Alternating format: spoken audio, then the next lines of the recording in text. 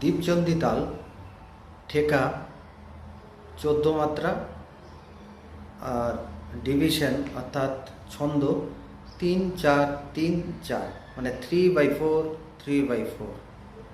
এবার আমি তালি খালি দিয়ে দেখাচ্ছি। 1 2 3, 1 2 3 4, 1 2 3, 1 2 3 4। বাণী ধা ধিন, ধা ধা, তিন তা তিন, ধা ধা ধিন, তার মানে শেষে একটা করে গ্যাপ আছে। প্রথম গ্যাপটা ধা ধিন গ্যাপ, ধা ধা ধিন গ্যাপ, ধা তিন গ্যাপ, ধা ধা তিন গ্যাপ, সব।